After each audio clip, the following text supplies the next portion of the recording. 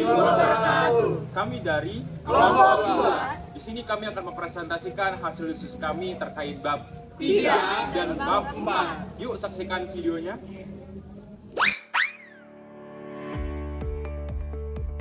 Manajemen strategis adalah proses untuk membantu perusahaan atau organisasi dalam mengidentifikasi apa yang ingin mereka capai dan bagaimana harus mereka capai hasil yang bernilai. Besarnya peranan manajemen strategis semakin banyak diakui pada saat ini dibanding masa-masa sebelumnya dalam perekonomian global yang memungkinkan pergerakan barang dan jasa secara bebas di antara berbagai negara. Perusahaan-perusahaan terus ditantang untuk semakin kompetitif. Banyak dari perusahaan yang telah meningkatkan tingkat kompetensinya ini menawarkan produk kepada konsumen dengan nilai yang lebih tinggi. Dalam hal ini sering menghasilkan laba di atas rata-rata. Dengan kata lain, manajemen strategis adalah proses penetapan tujuan organisasi, pengembangan kebijakan dan perencanaan untuk mencapai sasaran tersebut, serta mengalokasikan sumber daya untuk menerapkan kebijakan dan merencanakan pencapaian tujuan organisasi. Manajemen strategis mengkombinasikan aktivitas-aktivitas dari berbagai bagian fungsional suatu bisnis untuk mencapai tujuan organisasi tersebut. Dengan menggunakan manajemen strategis, perusahaan akhirnya dapat memahami kekuatan bersaing dan mengembangkan keunggulan kompetitif berkelanjutan secara sistematis dan konsisten. Setiap pelaku bisnis, baik dari manajemen perusahaan maupun pemegang saham, menginginkan perusahaan menjadi perusahaan global. Manajemen sumber daya manusia yang strategis ditetapkan. Manajemen sumber daya manusia strategis atau SHRM didefinisikan sebagai proses untuk memastikan bahwa isu-isu utama manajemen sumber daya manusia ditangani secara strategis untuk mendukung pencapaian tujuan organisasi. Menangani permasalahan SDM secara strategis berarti memutuskan apa yang perlu dilakukan saat ini dan dalam jangka panjang melalui integrasi strategi SDM dengan strategi bisnis dan satu sama lain, dan kemudian memastikan bahwa apa yang perlu dilakukan telah dilakukan. SHRM dapat dianggap sebagai pola pikir dan bukan kumpulan teknik yang ditentukan. Domain HRM strategis terdiri dari faktor penentu keputusan mengenai praktik SDM, komposisi sumber daya manusia, spesifikasi perilaku sumber daya manusia yang diperlukan, dan efektivitas keputusan tersebut mengingat berbagai strategi bisnis dan atau kompetisi. Selanjutnya adalah karakteristik SHRM. Salah satu deskripsi awal SHRM dibuat oleh Hendrik dan Pettigrew yang menyatakan bahwa SHRM memiliki 4 arti. Yang pertama, penggunaan manajemen sumber daya manusia strategis SHRM. Yang kedua, pendekatan yang koheran terhadap desain dan pengelolaan sistem SDM berdasarkan kebijakan ketenagakerjaan dan strategi ketenagakerjaan yang sering kali didukung oleh filosofi. Yang ketiga, mencocokkan aktivitas dan kebijakan MSDM dengan beberapa strategi bisnis yang eksplisit. Yang terakhir, melihat orang-orang dalam organisasi sebagai sumber daya strategis untuk mencapai keunggulan kompetitif. Penjelasan Wright dan MC Mahan tentang karakteristik SHRM secara vertikal mensyaratkan keterkaitan praktik sumber daya manusia dengan proses manajemen strategis, dan secara horizontal menekankan pada koordinasi atau keselarasan antara berbagai praktik sumber daya manusia melalui pola tindakan berencana. Mereka membuat daftar 4 model teoritis atau kelompok model berikut yang memenuhi pengoperasian SHRM. Yang pertama, pandangan perusahaan yang berbasis sumber daya adalah bahwa berbagai sumber daya dalam suatu organisasi termasuk sumber daya manusianya yang menghasilkan karakter unik dan menciptakan keunggulan kompetitif. Model ini berfokus pada hubungan antara strategi, praktik SDM, dan model SDM sehingga ditempatkan di sisi kiri model. Yang kedua, pendekatan perilaku menyatakan bahwa jenis strategi yang berbeda memerlukan jenis perilaku peran karyawan yang berbeda dengan praktik SDM harus digunakan untuk memastikan perilaku tersebut terjadi. Hal ini berkaitan dengan bagaimana strategi praktik SDM dan perilaku SDM saling terkait dan ditempatkan pada sisi kanan model. Yang ketiga, model biaya cybernetik dan transaksi menguji hubungan antara strategi praktik SDM dan kumpulan modal SDM serta perilaku SDM, dan oleh karena itu ditempatkan di pusat model. Model cybernetik menggambarkan organisasi sebagai sistem input, output, yang terlibat dalam transaksi dengan lingkungannya. Masukan dapat dianggap sebagai keterampilan dan kemampuan, pengeluaran sebagai perilaku, dan keluaran sebagai kinerja dan hasil. Biaya transaksi muncul ketika suatu pihak memerlukan jasa dari pihak lain dalam bentuk transaksi yang melibatkan biaya yang terkait dengan negosiasi, pemantauan, evaluasi, dan penegakan pertukaran antar pihak. Yang terakhir, teori ketergantungan sumber daya dan kelembagaan mengkaji dampak faktor politik dan kelembagaan terhadap praktik SDM dan ditempatkan di sudut kanan atas model. Teori ketergantungan sumber daya menunjukkan bahwa strategi SDM dalam organisasi sangat dipengaruhi oleh kebutuhan menarik, mempertahankan, dan memotivasi orang-orang berkualitas tinggi. Teori institusional berkaitan dengan bagaimana struktur dan sistem organisasi mempengaruhi perilaku. ARM lunak strategis akan memberikan penekanan yang lebih besar pada aspek hubungan manusia dalam manajemen sumber daya manusia, menekankan pengembangan berkelanjutan, komunikasi, keterlibatan, keamanan kerja, kualitas kehidupan kerja, dan keseimbangan kehidupan kerja.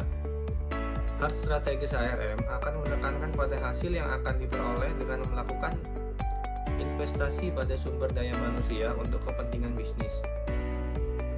Organisasi juga harus mempertimbangkan tanggung jawab mereka terhadap masyarakat secara umum dengan alasan bahwa karena mereka mengambil sumber daya dari masyarakat, mereka harus memberikan suatu kembali pada masyarakat. Yang selanjutnya yaitu ada tujuan SHRM. Tujuan mendasar dari MSDM strategis adalah untuk menghasilkan kemampuan strategis dengan memastikan bahwa organisasi memiliki karyawan yang terampil, berkomitmen, dan motivasi baik yang dibutuhkan mencapai keunggulan kompetitif yang berkelanjutan.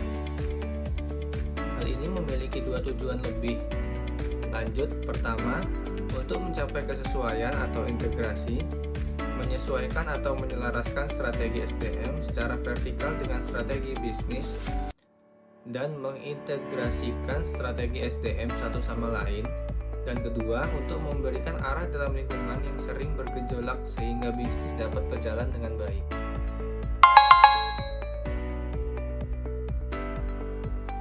Membahas kemunculan konsep manajemen sumber daya manusia strategis (SHRM) di tahun 1980-an dan perkembangannya hingga saat ini.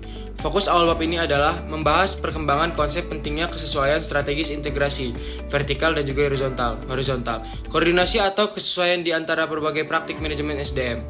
Fokus awal SHRM, kesesuaian vertikal, menghubungkan SDM dengan strategi perusahaan.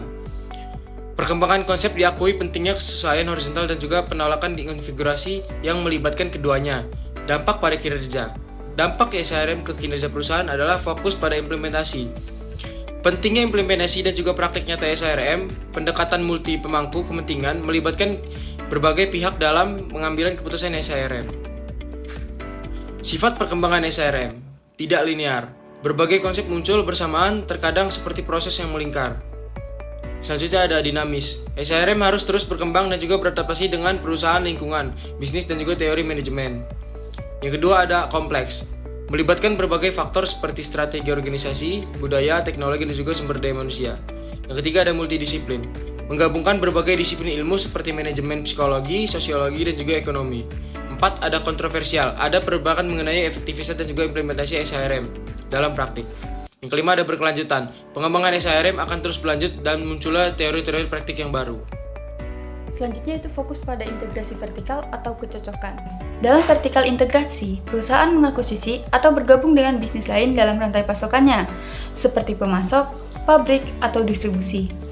Strategi ini memungkinkan perusahaan untuk memiliki lebih banyak kontrol di rantai pasokannya, yang dapat mengurangi risiko kekurangan pasokan dan mengurangi biaya kenaikan harga sesuai keinginan pemasok. Vertikal integrasi memiliki beberapa keuntungan, seperti yang pertama, kemandirian. Memiliki pemasok dan fasilitas produksi memungkinkan perusahaan lebih banyak fleksibilitas untuk merespon perubahan di pasar. Yang kedua, kontrol kualitas. Dengan kontrol lebih banyak di rantai pasokan, perusahaan dapat memastikan kualitas produk yang lebih tinggi. Yang ketiga, biaya skala ekonomi. Vertikal integrasi dapat menciptakan skala ekonomi karena menyatukan berbagai tahap produksi yang dapat meningkatkan efisiensi dan mengurangi biaya rata-rata jangka panjang. Tetapi, vertikal integrasi juga memiliki beberapa kelemahan, seperti modal yang besar, risiko kekurangan pasokan, dan kemungkinan hilangnya fokus pada bisnis utama. Materi selanjutnya adalah menyadari pentingnya kesesuaian horizontal serta kesesuaian vertikal. Barth dan Mesolam 1998 memperluas pengertian kesesuaian dengan memasukkan komponen vertikal dan horizontal. Vertical fit adalah menyelaraskan praktik-praktik SDM perusahaan dengan strateginya, sedangkan horizontal fit adalah menyelaraskan praktik-praktik SDM perusahaan satu sama lain, sehingga memungkinkan mereka untuk saling memperkuat satu sama lain, sebuah proses yang kemudian dikenal dengan istilah bundling. Pentingnya kesesuaian horizontal sebagai sarana untuk mencapai kinerja karyawan yang tinggi juga muncul dalam tulisan Wright dan McMahon 1992 dan McDuffie 1995. Pandangan tentang pengembangan strategi SDM, best fit atau best practice. Deleri dan Rothy 1996 memimpin perdebatan dengan mengidentifikasi 3 perspektif manajemen sumber daya manusia. Yang pertama ada perspektif universalistik, yang kedua ada perspektif kontingensi, yang ketiga ada perspektif konfigurasional. Selanjutnya mengenai pendekatan best practice. Pendekatan best practice ini mengedepankan penerapan praktik terbaik industri secara universal. Pendekatan ini meyakinkan bahwa ada model-model dan metode yang telah terbukti berhasil di berbagai konteks organisasi. Berikut merupakan beberapa praktik terbaik yang terkenal yang dihasilkan oleh Weber tahun 1990. Yang pertama ada jaminan pekerjaan, yang kedua ada perekrutan selektif, yang ketiga ada tim yang dikelola sendiri, selanjutnya yang keempat ada kompensasi tinggi yang tergantung pada kinerja. Selanjutnya yang kelima ada pelatihan untuk menyediakan tenaga kerja terampil dan termotivasi. Kemudian yang keenam ada pengurangan perbedaan status, yang ketujuh atau yang terakhir ada berbagi informasi.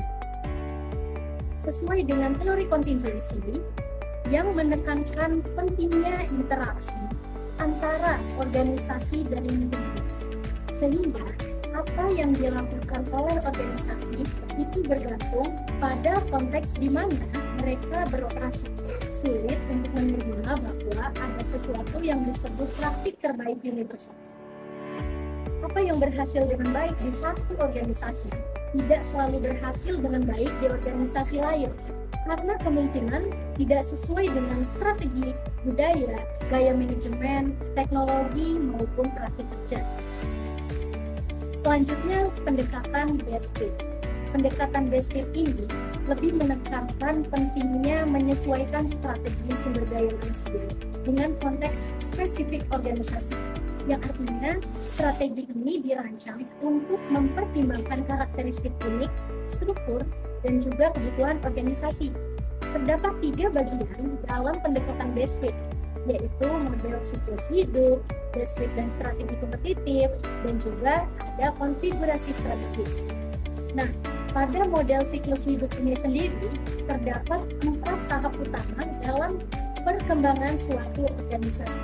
Yang pertama ada startup. Startup berfokus pada pengembangan produk atau layanan, membangun pangsa pasar dan juga mencari pelanggan. Yang kedua ada tahap pertumbuhan. Nah, pada tahap ini peningkatan penjualan, perluasan pangsa pasar, dan juga peningkatan keuntungan menjadi fokus utama. Yang ketiga ada tahap kematangan, di mana tahap ini berfokus mungkin beralih ke efisiensi operasional, diversifikasi produk, atau ekspansi internasional. Yang keempat itu ada tahap penurunan, di mana pada tahap ini strategi dapat berfokus pada restrukturisasi, divestasi, ataupun mencari cara untuk memperpanjang unit produk atau layanan yang sudah ada. Nah, selanjutnya best fit dan strategi kompetitif. Jadi 3 strategi dalam pendekatan best fit dan strategi kompetitif itu adalah yang pertama itu ada inovasi. Nah, inovasi ini berfokus pada pengembangan produk baru, teknologi, atau atau proses bisnis yang memberikan keunggulan kompetitif. Yang kedua ada kualitas. Nah, di sini sudah jelas kualitas pasti menekankan pada produksi atau penyediaan produk atau layanan yang unggul dalam hal kualitas. Yang ketiga itu ada kepemimpinan biaya atau cost leadership, di mana berfokus pada efisiensi operasional dan pengurangan biaya produksi untuk menawarkan produk atau layanan dengan harga yang lebih rendah dibandingkan pesaing. Selanjutnya mengenai konfigurasi strategis. Nah, di dalam konfigurasi strategis itu terdapat 3 jenis. Yang pertama yaitu ada prospektor, di mana berfokus pada inovasi dan eksplorasi pasar baru dengan mengambil risiko untuk menciptakan peluang baru. Yang kedua, ada defender, lebih condong pada pertahanan posisi pasar yang sudah dimiliki dengan penekanan pada efisiensi operasional dan juga pengembangan produk yang sudah ada. Yang ketiga atau yang terakhir ada analyzer, yaitu menyatukan elemen eksplorasi dan pertahanan, mengawasi perubahan pasar dengan keseimbangan antara pengembangan produk baru dan pemeliharaan produk yang sudah ada. Pengembangan kerangka konseptual untuk SHRM. SHRM pada dasarnya bersifat konseptual. Gagasan untuk mengadopsi pendekatan strategis dalam mengelola sumber daya manusia telah didukung oleh sejumlah teori yang menyoroti pentingnya SHRM dan menjelaskan apa saja yang terlibat di dalamnya. Yang selanjutnya yaitu ada tampilan berbasis sumber daya. Pandangan berbasis sumber daya atau RBV pertama kali muncul sebagai teori yang mendasari SHRM pada saat yang sama dengan deskripsi awal SHRM dibuat. Menurut Deleri dan Rombi tahun 2017, RBV bisa dibilang merupakan salah satu kerangka teori paling populer dalam literatur manajemen. Hal ini menunjukkan bahwa jangkauan sumber daya dalam suatu organisasi, termasuk sumber daya manusianya lah, yang menghasilkan karakter unik dan menciptakan keunggulan kompetitif. Yang selanjutnya yaitu ada perspektif sumber daya manusia. Teori modal manusia dikaitkan dengan pandangan berbasis sumber daya. Dinyatakan bahwa sifat unik sumber daya manusia dalam perusahaan berpotensi menghasilkan keunggulan kompetitif yang berkelanjutan. Selanjutnya yaitu ada model AMO. Model AMO seperti yang diungkapkan oleh Boxall dan Parcell tahun 2003 dinyatakan bahwa kinerja bergantung pada kemampuan motivasi dan peluang individu. Boxall dan Parcell juga merumuskan kerangka AMO sebagai PFAMO dan menjelaskan bahwa individu berkinerja ketika mereka memiliki kemampuan A. Untuk melakukan mereka dapat melakukan pekerjaan karena mempunyai pengetahuan, keterampilan, dan bakat yang diperlukan. Motivasi M. Untuk melakukannya, mereka akan melakukan pekerjaan hanya karena mereka ingin melakukannya atau merasa harus melakukannya. Dan kesempatan untuk bekerja. Struktur dan lingkungan kerja mereka memberikan dukungan dan ruang untuk berekspresi. Yang terakhir yaitu ada teori pemangku kepentingan. Teori pemangku kepentingan yang dikembangkan oleh Freeman tahun 1984 menyatakan bahwa sejumlah kelompok berbeda merupakan pemangku kepentingan dalam organisasi, termasuk pemegang saham, manajer, karyawan, pelanggan, pemerintah, dan masyarakat luas. Selanjutnya akan dilanjutkan oleh rekan saya. Selanjutnya ada optimis terhadap kinerja organisasi. Sejak 1990-an, pengembangan strategi KRM telah menjadi fokus utama penelitian. Penelitian ini telah mengungkapkan bahwa praktek KRM yang efektif berkorelasi dengan peningkatan kinerja organisasi. Namun, penelitian terbaru menunjukkan bahwa hubungan antara sistem sumber daya manusia dan kinerja organisasi mungkin lebih kompleks daripada yang sebelumnya dipahami. Bukti yang terus terakumulasi menunjukkan kemungkinan adanya kausalitas timbal balik, di mana kinerja organisasi juga dapat mempengaruhi implementasi praktik sumber daya manusia. Perkembangan ini menandai fase baru dalam pemahaman strategik HRM, yang menjanjikan pengetahuan yang lebih dalam tentang bagaimana praktik sumber daya manusia secara reciprok mempengaruhi kinerja organisasi, mendorong peneliti untuk mengeksplorasi dinamika interaksi yang lebih kompleks antara variabel-variabel tersebut. Selanjutnya, materi ini membahas pentingnya fokus pada implementasi praktik manajemen sumber daya manusia atau HRM dalam konteks strategi organisasi. Pada awal tahun 2000-an, para komentator HRM mulai memperhatikan lebih banyak isu implementasi.